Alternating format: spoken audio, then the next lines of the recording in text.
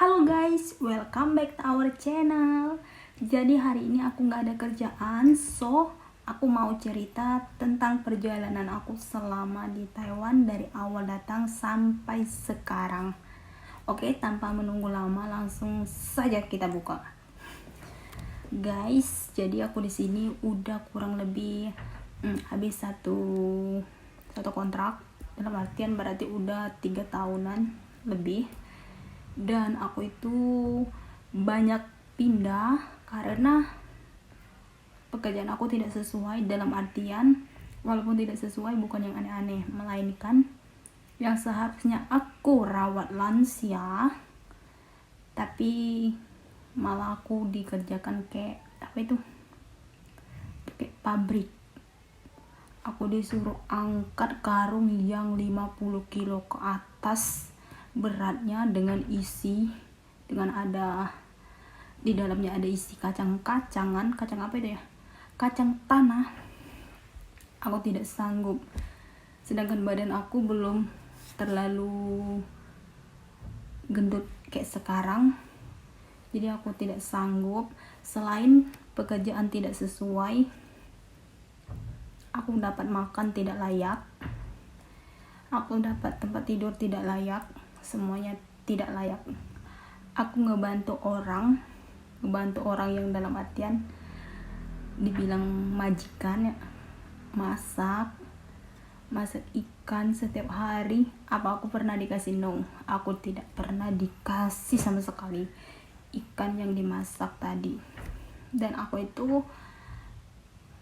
hampir setiap hari makannya telur 1 butir sama bihun rebus dikasih garam, ya itu doang. Jadi tanpa menunggu lama, mungkin ada 5 hari aku di sana, aku memutuskan untuk pindah, untuk keluar dari tempat itu.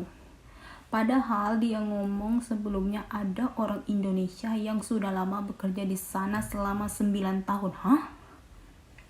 Masa iya? 9 tahun betah. Masa iya beda? Dalam artian masa mbaknya diperlakukan kayak aku bisa sampai 9 tahun, atau mungkin si mbaknya dapat perlakuan baik, aku yang enggak, aku juga kurang tahu. Jadi tanpa menunggu lama aku pindah guys, karena yang sudah aku bilang tadi, makan aku nggak layak, semua aku nggak layak. Sedangkan aku kerja di sana selain ngangkat itu pakaian si dia itu aku mah nggak nyuci, cuma ngelipatin doang. Aduh, ngelihatnya aja sebenarnya sih puyau, nggak mau ya, karena ya walaupun itu pakaian bersih udah dicuci, tapi ya gitulah. Jadi aku pindah. Terus aku pernah jaga 2 orang dalam satu rumah, ibu sama anak. Tapi walaupun ibu dan anaknya ini udah tua, bukan anak bayi, bukan anak balita, no. Dan si anaknya ini lebih gak waras dari ibunya. Ibunya udah 100 tahun, anaknya 75-80an umurnya, tapi suka mukul. Aku juga gak betah. Padahal ya kalau segi makanan sih oke dibanding yang tadi. Terus anaknya juga oke, tapi sama si pasien ini aku nggak sanggup, so aku pindah lagi. Terus aku jaga kakek, baru 4 bulan aku jaga, kakeknya meninggal. Aku pindah lagi, jaga kakek lagi. Kakeknya sering ngencing sembarangan, padahal dia masih sehat. Kalau dibilangin, diomongin, dia nggak terima, nggak suka. Jadi aku nyesek, kayak pokoknya kata-katanya itu nggak pantas didengar, kasar. Terus aku pernah jaga berdua lagi suami istri, tapi yang jaga juga 2 orang. Aku sama si mbak sama-sama orang Indonesia. Aku pernah dapat satu rumah 2 pembantu, 2 perawat, suami istri, yang seharusnya aku jaga si nenek, tapi pas datang sama si mbak aku ditukar. Aku jaga si kakeknya masih sehat tapi tangannya cacat, nggak ada sebelah, jadi tangannya itu cuma satu ya, kanan apa kiri ya aku lupa, tapi cacat, nggak ada sebelah. Ya begitu, dia kalau pengen tidur mesti tidur di sini, aku nggak mau. Walaupun di depan di atas ada CCTV, tapi ya tetap si kakek kalau mau tidur ya harus tidur di paha aku guys. Itu dari tidur. Terus dari makan juga, makannya mesti gimana gitu ya, namanya orang tua. Terus dari segi tidur, nggak pernah tidur tengah malam sampai jam 3, jam 4, jam 5 udah bangun, udah ke bawah. Kita kan tidurnya di atas, udah ke bawah jam 5, bayangin. Jadi waktu istirahatnya itu kalau dikumpul-kumpulnya mungkin satu hari itu nggak nyampe 1 jam, termasuk tidur. Kalau si mbaknya mah betah, mungkin karena udah lama jadi betah. Dan akhirnya aku juga memutuskan untuk pergi, untuk pindah. Jadi mbaknya sendirian, mbaknya masih bertahan. Terus aku jaga siapa lagi? Udah banyak sih aku jaga, jadi agak lupa. Jaga ada satu lagi kakek masih sehat. Terus si anaknya itu ada 2 yang sering datang aku bilang ya. Kalau jumlah anaknya nggak tahu berapa, ada 2. Yang satunya itu makannya ke rumah dia, yang satunya lagi makan barengan kita, aku, kakek sama si Ai, aku panggilnya, atau bibi. Nah yang satu yang nggak makan di samaan dengan kita ini yang sering bikin aku gimana ya. Aku habis lap kursi, terus lap meja, datanglah si yang satu ini, dilap ulang kursi dan meja yang udah bersih aku lap tadi, sama dia dilap ulang, seolah-olah lapan aku tadi tidak bersih. Jadi aku gimana ya, itu aku udah nggak senang dari sana ya. Walaupun aku ikut dia, tapi aku nggak senang dengan perlakuannya. Terus dari segi ngecas HP aku lowbat. HP aku mah belum HP sekarang, HP aku masih pakai Android Tab ya, yang agak lebar itu. Jadi sering habis baterai, aku ngecas nggak boleh lah. Terus kalau aku nggak ada HP, nggak punya baterai, aku mau kasih kabar, kasih telepon orang tua aku gimana dong? Tengah malam aku nungguin dia tidur buat ngecas HP doang, tapi tetap aja sama dia dipantau guys. Bayangin coba, dia tidurnya di atas, turun ke bawah cuma mau mantau aku ngecas HP apa enggak. Hebat kan? Padahal kalau makan dia di rumahnya, tapi kalau tidur kebalik. Gimana sih ceritanya? Aku, kakek sama yang sering makan bareng, yang nggak makan bareng ini di luaran. Ini segi makan ya. Terus kalau malam segi tidur, yang nggak makan tadi datang, yang makan tadi keluar gitu. Semoga kalian paham dengan apa yang aku omongin. Jadi aku nggak betah juga, so aku mesti pindah lagi. Jadi kalau dihitung-hitung aku pindah itu udah lebih 5 kali, lebih 6 kali mungkin ya, termasuk yang meninggal. Terus terakhir aku jaga si Akong yang baru meninggal tahun lalu. Alhamdulillah baik banget, baik, betah. Jadi selama berapa kali aku pindah itu cuma yang akun ini yang aku bertahan sampai bertahun-tahun. Karena dia walaupun umurnya udah 95 tahun, tapi aku tuh pikirannya masih oke, pendengarannya masih bagus, matanya masih sehat. Jadi kalau ngomong itu nyambung, alhamdulillah. Tapi ya seiring berjalannya waktu, nggak ada angin, nggak ada hujan, tiba-tiba si akong yang aku jaga ini meninggal, guys.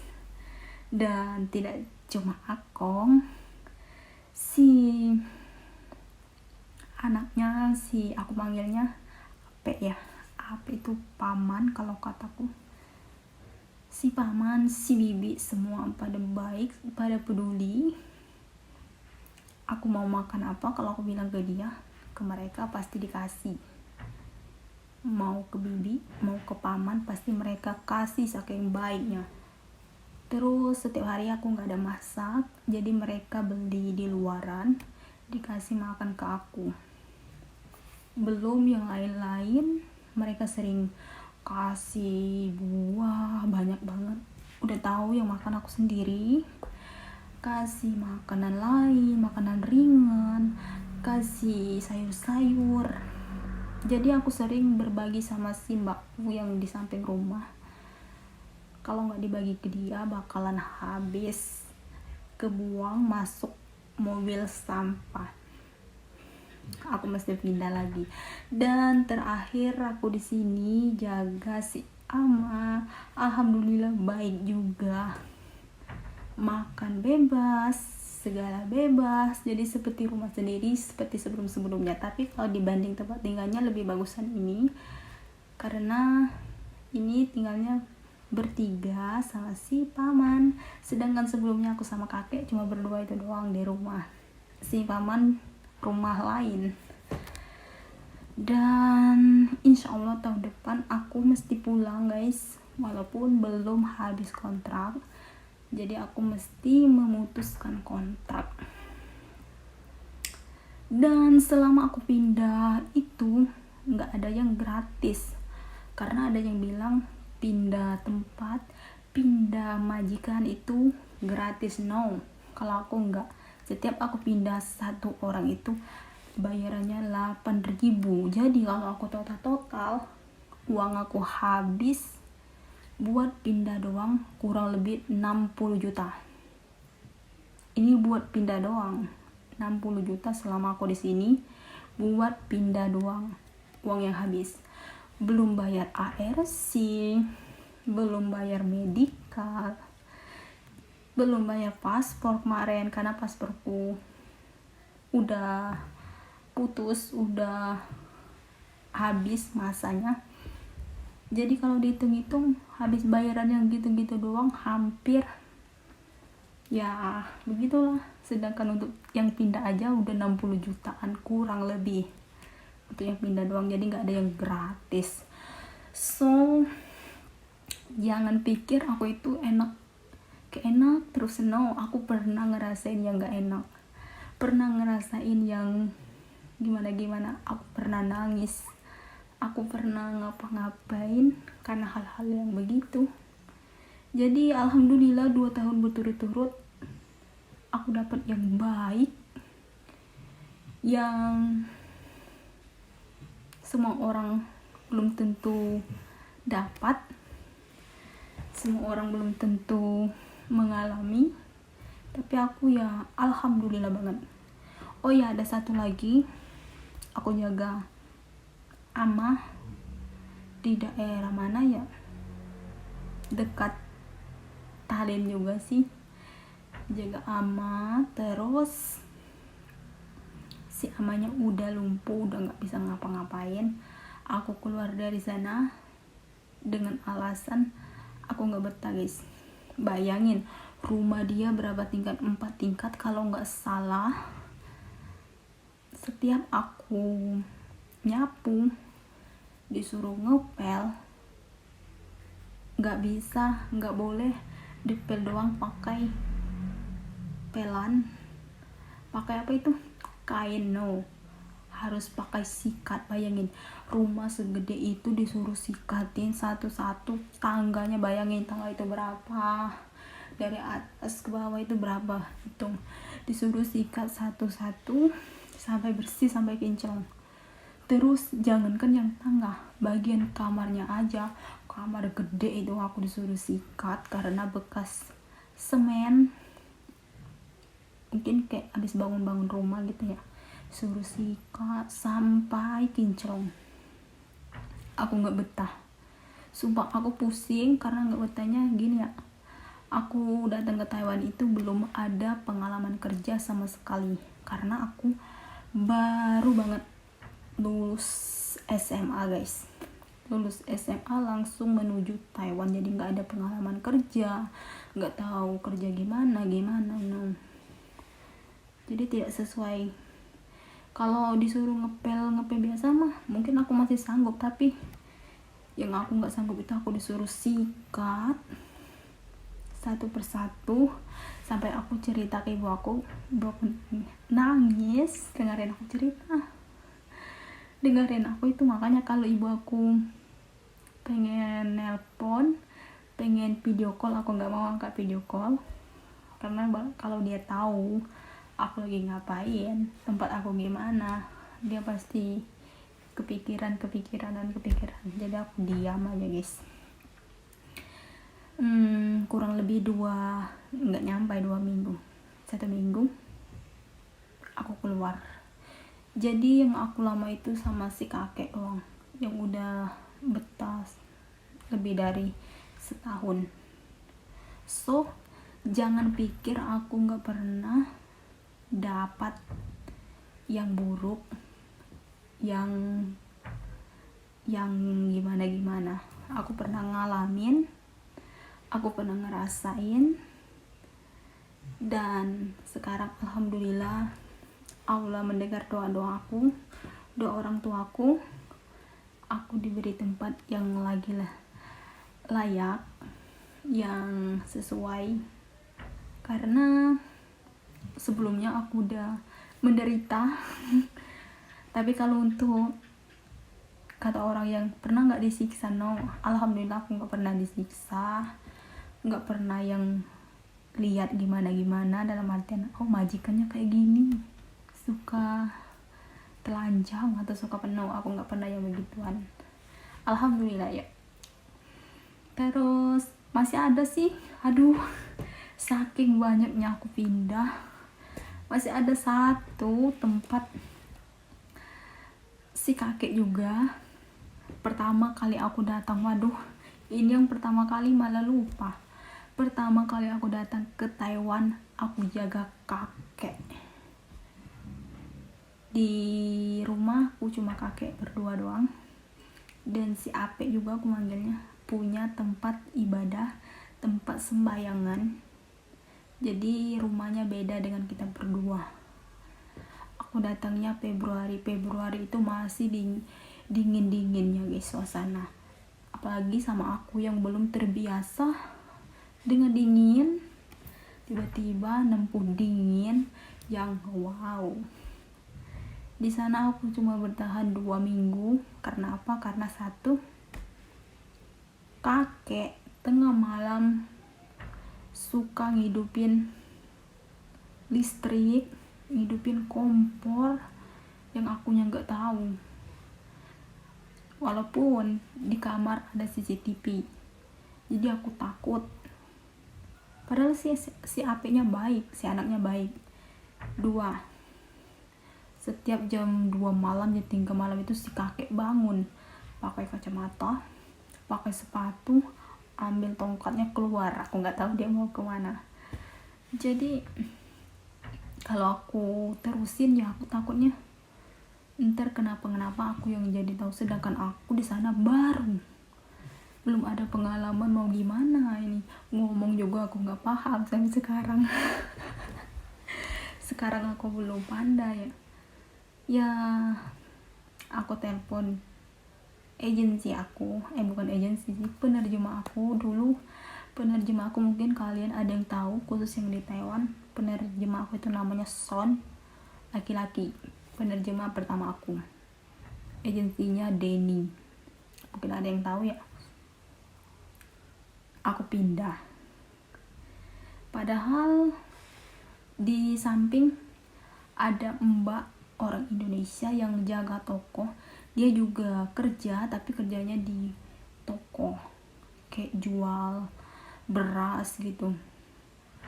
Padahal malam itu aku baru datang 2 malam guys. Terus sama si Alpi itu disuruh masuk bawah rumah gelap-gelapan. Aku udah mikir yang aneh-aneh. Aku mau dibawa kemana, sedangkan aku baru di sini. Ngomong aku nggak tahu mau ngomong gimana. Alhamdulillah ternyata si paman aku itu ngajak aku ke mbak yang jaga warung, ngenalin aku ke dia kalau di sini ada orang baru gitu. Tapi aku nggak betah. Padahal mbaknya baik, kasih aku susu, kasih aku kopi. Tapi yang namanya nggak betah, aku ada yang bukan dari aku. Kayak gini ya maksudnya. Sepenuhnya yang tempat aku tinggal itu bukan sepenuhnya aku yang mau pindah. Ada juga yang dari majikan. Kata dia ini nggak bagus. Ya namanya juga aku nggak ada pengalaman ya. Dia nggak suka dengan yang begini. Kerjanya belum bagus, nggak oke, tidak sesuai yang dia ingin. Ya udah, aku pindah. Tapi ya seperti yang aku bilang tadi, aku nggak ada yang namanya gratis buat pindah-pindah tempat. Buat pindah-pindah tempat nggak ada gratis. Mungkin rezeki kalian yang bilang, pindah majikan gratis kok, nggak bayar kok, ini kok. No, kalau aku mah nggak. Ini serius, aku bayar. Jadi nggak ada yang gratis-gratisan. No, aku nggak dapet yang itu. So guys, apalagi ya? Dan alhamdulillah sih, setelah banyak perjalanan, banyak lika-liku yang aku hadapi, aku tempuh ya, 2 tahun berturut-turut aku dapat orang yang sangat baik, yang sangat alhamdulillah, yang sangat luar biasa. Dari anaknya, dari pasiennya, semua baik. Oke. Dan kemarin si bibi aku, tempat aku jaga ama, juga ngasih aku gelang mainan ya, bukan gelang yang gimana yang wow kan, cuma gelang mainan. Nggak tahu aku dia ngapain. Tanpa disadari hari ini tanggal berapa ya, tanggal 22 Maret, tanggal 23 apa 24 ya, tanggal 24 kalau nggak salah, apa besok tanggal 23 ya, kakek yang kemarin aku jaga, kata aku yang baik itu 1 tahun. Cepat banget, kayak baru kemarin aku berpisah, tapi ya tanpa disadari sudah 1 tahun, besok lusa. Dan semenjak aku keluar dari rumah sana, tempat kakek, aku nggak ada komunikasi sama si anak-anaknya. Soalnya nggak ada yang mau dikomunikasiin, mereka juga nggak kasih telepon ke aku ya. Aku itu oke lah, tapi kita baik-baik kok, nggak ada apa-apanya. Mungkin atau gimana nggak ada ya.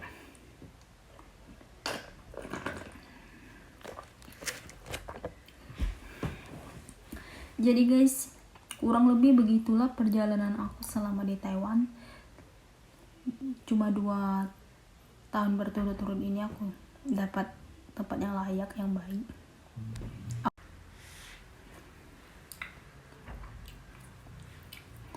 Jadi teman-teman, kurang lebih segitu cerita atau perjalanan hidup aku selama di Taiwan. Ada sedihnya, ada bahagianya. Yang pasti aku tetap bersyukur, tetap senang, tetap happy, nggak boleh sedih, nggak boleh menyesali sesuatu yang sudah terjadi. So mungkin sampai sini saja video tentang perjalanan hidup aku. Walaupun aku sempat kehilangan ibu aku guys, tahun 2019 lalu, dan ini tahun ketiga ibu aku meninggal. Mungkin cerita-cerita teman di luar sana tentang anak, tentang suami, tentang rumah tangganya, tapi berbeda dengan aku. Yang aku bahas cuma apa sih ini? Cuma aktivitas kegiatan yang aku alami selama di sini. Karena aku belum punya anak, belum punya suami, ya belum menikah. Aku masih gadis. Tapi ya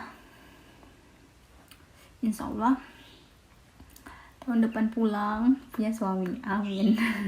Walaupun aku merasakan kesedihan yang sangat-sangat dalam kehilangan ibu aku yang dulunya selalu kepikiran tentang anak gadisnya, selalu gimana ya, pokoknya segalanya ada untuk aku. Di umurnya yang masih muda, Allah ambil dia. Mau gak mau aku ikhlas, aku gak ada ibu, aku ditinggal ibu aku. Alhamdulillah seiring berjalan waktu udah 2 tahun lewat, ini tahun ketiga. So mungkin sampai sini saja guys video aku, kurang lebihnya. Thanks for watching, see you next video. Don't forget to be happy. Please for like, share, comment and subscribe. 谢谢你，bye bye。